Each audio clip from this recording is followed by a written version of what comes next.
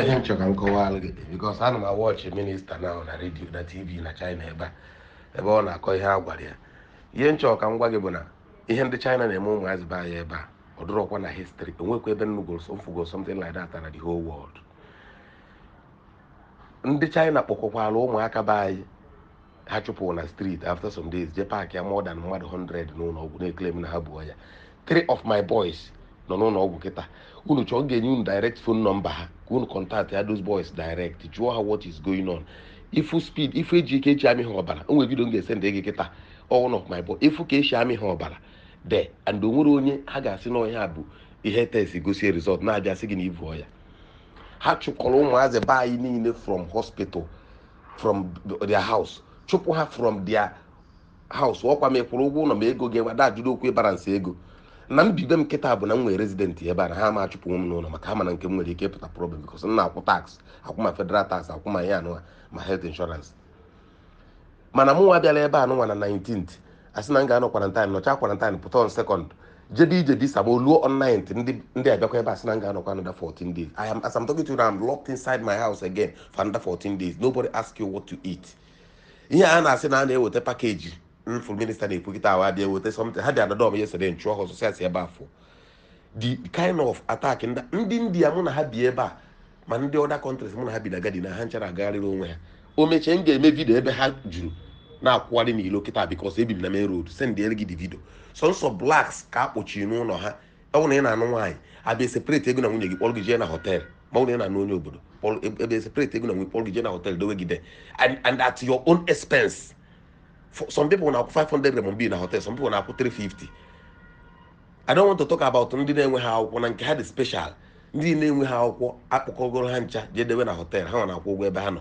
Ndị nke I'm talking about ndị biri ga students nọ n'obodo a and majority ndị ha kpụ jee ụlọ ọgwụ students because ha chụpụ ha n'ụlọ. O nwere ozi onye Afrịka na-enwero resident ma ọ na-ada na onye obodo ka nọ n'ụlọ ya kịta.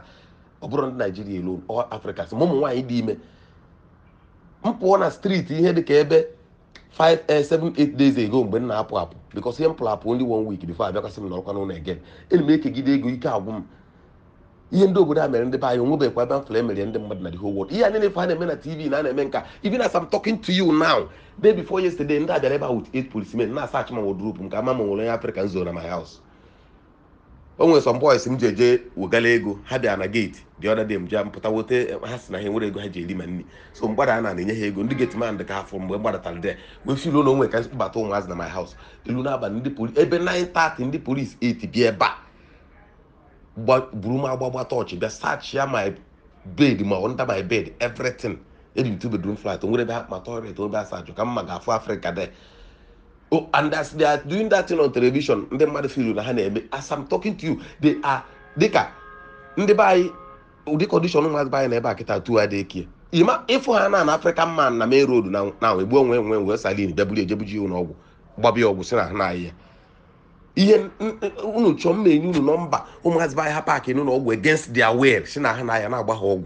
And ka esi jide ụmụazị ha sị na ha nọ aha ya ahụ bụ ihe a bụ students ha chụpụchara n'ụlọ. Ha kwụgharịa mmiri na-ezo na-akwụgharịgide so ndị Nigeria Union bịa jekwa ndị polisi ka amal ka a ga-esi wee mụọ ụmụaka ka a kpọrọ ha ogodo one particular hotel ka enye ha ka ha nọzi adị as quarantine. So ụmụaka niile pụta jee na polisi jee rejista afa because onye na-enwere akwụkwọ ama eje polisi onye mere o ji bụ ụsọ students bụ ihe na-ata dị afọ ha ncha wee jee rejista afa ha na polisi more than mmadụ 100 elu the following day ndị polisi wee kpọwa ha one by one round ha up. Ihe nji aka bụ na my 3 boys nọ dị a oge ejidere ha I went there ebe ejiri ofu onye ha sị m na the boy were contact with ndị na-aya ahụ nsị eke ndị na-aya ahụ na mụ na onye anụnwa nọ yesterday na mgbe a kpọrọ ya mgbe unu ha bịa rejistacha ihe ha unu kpọọ ya na fonu si na ya bịa ọ kpọọ m nsị ya ejebe ha sị na a ga-ebu eje quarantine ya na hotel overnight ebuba the boy hotel the boy kpọm sị na ebuzikwa eje ụlọ ọgwụ mma ise ndịchala unu ma ọgwụ ha na-enye those boys now ihe eji amị ha ọbara abịa chịta mkpụrụ ihe ten na-amị ndị mmadụ ọbara na-amịpụ ha ọbara ha ụdị harassment even as they are talking nonsense TV na ha ka na-achọkarị blacks. Enwe one of my friend onye Oji River o nwere ebe o jere je bute ihe mmadụ senderie ka o je bugi ebe a na-eme kago ka ọ pụta na train station egbu onwe from there buru salin buru the boy nọ n'ụlọ ọgwụ since 5 days na asị na arụ adịrị ya. Enwerekwa ihe a niile fọ ha na-eme na ha na-aya ndị be anyị bụ akụkọ na egwu Mike Ejeagha if 100 boys in the bayi na-aba train na-aba bus na-eri nri na-akwụgharị na main road anọ na bus stop na ha buo ya ịmana gwa nzo niile dị suppose ka shot ya down. Ihe a bụ the most wicked act mfugol ML anywhere in the world. I was so frustrated. Man, otu an never then we a very good visa, but I'm so frustrated. He post this nonsense na Facebook. And when they kebele ba mbo say I dey say ha talk anya ha visa page ma do carry now go back to my country. Now I'm a hungry man. They should not treat us like animals. One alumolo Chinese. Agba me abakwa na office me again. Because she came and started telling me, na this nature me here in Africa don't take good care of them. Say I turn the babuwe. Say I drop all key shop. Because Chinese people that works for me. The China girl now alone that office, but I'm not allowed to come to that office. Office in now 6,000 renminbi every month, more than 300,000 naira. As it is now, na here rate gonna get only 350,000 every month. But my office worker is allowed to go there and open that office, but I cannot come close to that office as an African man. And all other whites in Olobodam and the American man have they go out to their work, man. Everybody go out every morning, so South Africa. Oh, one Cameroonian guy money eba. The guy natal na 8th of April. A quarantine there. And when the major out of China for 2 years ago, a quarantine in their house. Or for that popo no why, Polo had Japan hotel. It's your nigga voice note, nigga number and the buy in no one ya park China hotel, get that go on. Chairman Enugu State, no Buddha, on Natal. Or to call 5 days after Natal, or not be 6 days after Corona na his house. A boy na phone, say I come. Or bia, I say I know you quarantine na hotel. A boy I get in a hotel, or no quarantine na hotel, or child quarantine na hotel. Look where 6 days ago. A boy say I know you hotel. Now we say I know one. They make you force there or no quarantine, and they don't care if you buy food or not.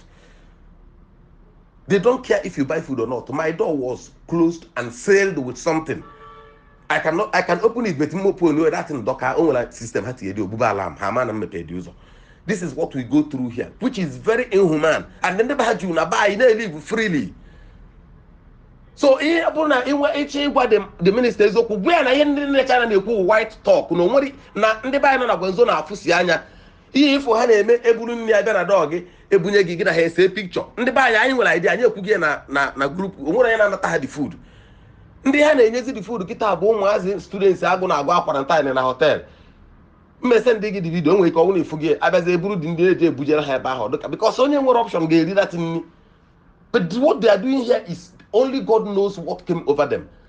Because we have been here, you know, maybe about one buy and maybe blame her. Sometimes say when you go, ekete ha no wogu, and I put your shop, buy for their wogu, many mistakes, many things. You got to go that blame her. I don't allow black people come too close to me. Even man a shop, I'm not one hustle. Because anybody can do anything no bother makego. But like this very one now, where the home has buy Melinda. We are here. I'm Nigeria January 29th. Okay, this thing be about too much, more another. Because I'm early January. Yeah, that was too much, more another. Isn't Geneto Burabona? Today can be some name spy. Today be 15th can be some name spy. So more the bigger apply before now. He named 2 years. 2 years there can be as because I must enter China before become a spy. ATL me the thing on my passport. Because up to go on my details. On go online. Every only hear my name for not 2 years kanji. But not as I can that thing can be as remain now. This thing we name. So yeah, need for Hana call let it know, let it be known to the Nigeria and the China also the wicked to I think I sat 2 days ago now they are searching my house. As at 2 days ago I was searched. The first time in quarantine was normal way to do quarantine because time we have health insurance here. They came here, they gave me N5 masks, 10 pieces. Nyemu awko, nyem big inje register everything. Nyemu thermometer inje personal inje check my temperature every day. I check it, I send it to them through WeChat every day until 14 days. Habia, mem test 2 days to my destiny. Obulo negative. Henyem certificate. Me ka ne jaba na shopping mall. Onwe ho ya go na mjide mbia na shopping mall scan o we banye. Pass ya the test. After 2 days, mputri la okwa mbia kwa mekwa another test. Mekwa another test. Odekwa negative. And we go 3 tests in Oboda. On arrival at airport, test. 2 days to my end of quarantine, test. 2 days after that, test. nke a kita bụ abụrụ quarantine, nke a bụ forceful stay in the house because nobody has ever come here to ask me how my temperature is. Ma jụọ m send area anything. But before, every 2 days, doctor do come here and ask me how I'm doing. But nke a, nobody just put you in on for nothing. Onwere ha ime ndị obodo a. This is the most wicked act mfugolo emere ndị mmadụ anywhere in the world. And ihe na-ewute m bụ ewutekwa every other person bụ na onwere mgbe ọya shi Africa. Ọ bụrụ na ihe a sị na ndị Africa bụ ọya na ndị Africa bịara ahịa butere dị ọya, if ndị Africa batara ha butere ọya, or the best thing to do ije chụpụta ndị mmadụ ebe ha bi, chụpụ ha na main road, sị na ha ma aba hotel. Ndị bịara ahịa nọ na hotel eme ha quarantine, after 14 days eme quarantine na chụpụ ha na main road. Ụfọdụ ka ha ji onwego ndị nọ 30 days quarantine nọ na hotel na-akwụ ụgwọ ya, ụmụazị si Nigeria abịa ahịa ma ụmụ nwaanyị. I can give you numbers of people. Ego njibi obodo agwụgo. Every day, people na-agụ ndị mmadụ, and they are the people paying for their bills in that place ha nọ. Abịa na passport gị sizie. Some people will come out after that quarantine. Esizie passport ha na ga-akwụ ụgwọ ihe nri n'ụgwọ hotel. Atụba ego nye the person woje ote passport ya. Onwere ihe ndị anyị mere ndị obodo a. Adịgokwu tired of this time. Mụ amara na obodo a dị otu a. I told the people bịara na my house na m adịgo tired of their place. Ka m gwa ego one na-akwụ n'obodo a. I pay more than 20,000 RMB as bill n'obodo every month. Man dị na-alụ m ọrụ ma tax ma ụgwọ ụlọ ma ụgwọ shop. Some of them don't enter 3,000 RMB every month. Man had I want to buy a ball. They go out, other people from other countries go out, do their business. Ndị ọcha niile ma ndị India na ha bi ebe a maka anyị ncha bụ friends. Anyị na-apụta eme workout every morning. All of them, I watch them do workout every morning. Jekwa their business, mana local blacks in. Apụta na TV a na-eme white talk ne ha na-eme. Change your bed here now for every minister now because I didn't see what is happening here being talked by Nigerian officials. It's also that man never watching that consulate be here. Every other Nigerians need diplomatic talk. This thing is beyond diplomacy. This thing is evil. And I'm telling you, if these boys are a treat here in Nigeria, Nigerian government is going to find it difficult controlling them against China investment. I'm telling you the truth because no matter what is going on here, it is evil or the highest order. Imam of mine, no, I don't lie and I don't talk anyhow. For me to start posting that on Facebook, go see how angry. I've never seen a human being this kind of thing. My pregnant woman, no. And what's the million like 5 days ago? Every day. Oh, 100 people, other people, some Americans. Now some European people they imagine a supermarket they go because they are not even allowed to go to supermarket or go to anywhere to buy something. Otusi emebum po outside because when something no ya ga put on a phone, scan or where banye we head to supermarket. Scan all the thing banye nje go ni bupute. Ha be buruche. Otu aka ndo cho for this because and that is where they sleep on the road. That man be amechi home and embassy. Because ndị nọ na hotel the man jekwuru du bụ ndị bịara ahịa. Obodo ndị bi ebi n'obodo ozika epuche datin ka ha bidozi bịa kọbasịa ndị bayi niile afọ na main road je na park ha na hotel ụfọdụ je na hotel si na ha na-ayọ ya. Let Nigerian government call the numbers. I can give you numbers. Let Nigerian government call these numbers. Ụmụazị anụ n'ụlọ ọgwụ jụọ what is happening to them. Ma nwanụ go onye n'ime ha nwere any sickness or any symptom anything or even temperature ya gafere 36. Mana ị na-amị ihe ọbara kpụrụ mkpụ ihe kpọọ ịdịbọ to 10 bịa na-amị ofu onye ọbara. It is there and they talk to us every day. Which is evil. So you are close, you have access to the minister more than any other person. You tell him the truth. Say no your best, you are a good friend. And the bad blood all get created, they are therefore too bad against the China. Not only Nigeria, in other African countries. I can't say because I'm watching those things in TV. All a very shameful thing called to me, and they made diplomacy about it. Why Chinese people in Nigeria are getting whatever they want free? It's so evil. Let us go, my students, everybody. Let us go. We can look for another country. I get my business with. They are not our God. But this treatment must not be allowed to go free. I made this note wrong. You can listen to it, tell the man the truth, tell him that our people are dying here. I can't go out until 24th of this month for the second time. Somebody who came here, and I have a regular residence here, I have business, but I work out freely, I do everything. He lock home after 14 days, which is normal. Everybody does. I did that one free with Obim because I know I will do it. I came with food. I came prepared. This second one now, what is the reason behind it? Nobody can tell. That's what I want to tell you. Because all the Abamanya Mili, because I cried so many times because of condition was buying ever. Something I normally don't do.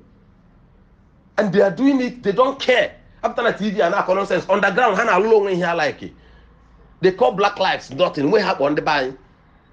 And they have trillions of investment in a buy.